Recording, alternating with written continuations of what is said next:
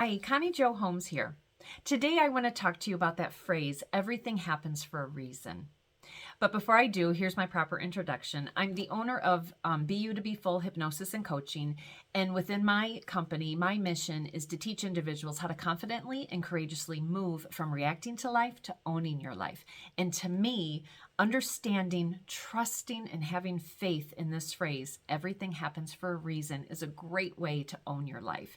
And that's because you let go of any control, you let go of judgment, analyzing, questioning, all that kind of stuff. And when you can do that, that really brings peace into your life. And when you have peace, you're owning your life. So as with most of my videos lately, I have a story to accompany this.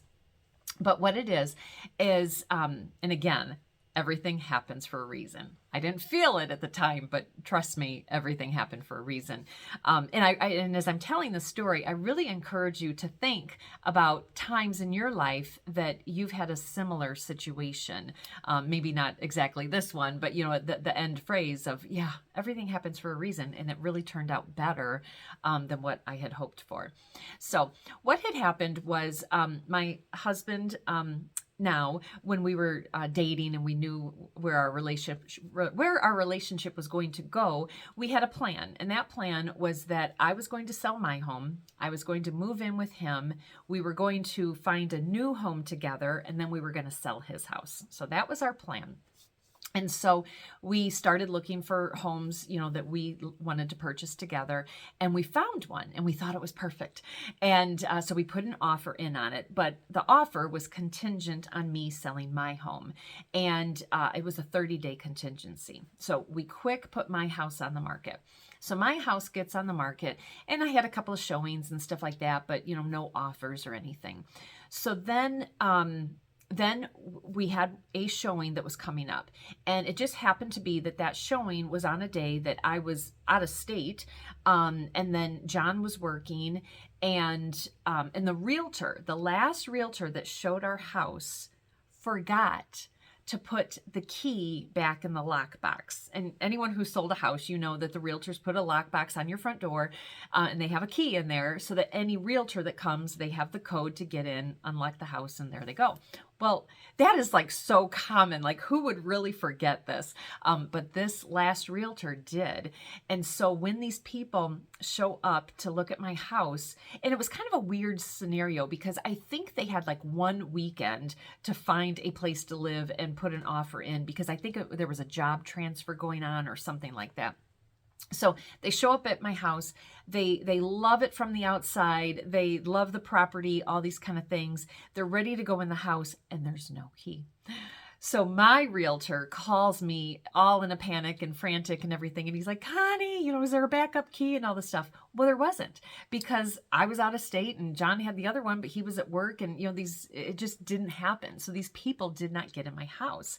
And I knew in my heart at that time, I knew that if they were able to come in the house, I just knew that they were going to love it. And I knew that they were going to make an offer on it. And then that would allow us to, move forward with this house that we had a contingency on. And so all of this fell through.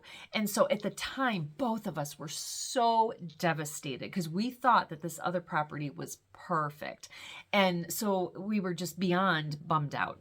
So anyways, so it all falls through. We're all, bumbly grumbly and all this stuff. But then what ended up happening was, I don't know, a couple months later, it doesn't matter, but a little bit down the road, John and I find what for us at that time was truly the perfect property for us. If you follow me, you might hear me talk about Winding Creek Farm, and that's what we named the property. And it was perfect for us for the time that we lived there. And so it ended up being a blessing in disguise. So therefore, everything happens for a reason. When I tell this story, I talk about how I really believe that God, my angels, the universe, somebody, kind of guided, that last realtor to forget to put the key in that lockbox, because I'm really convinced that had these people gotten in there, they would have made an offer, and then we would have ended up buying this other house, and we would have totally missed out on Winding Creek Farm. And Winding Creek Farm, we don't live there anymore, but we did live there for a number of years. And it was, like I said, we named it. But we got married on that property. We held a celebration of life for John's sister.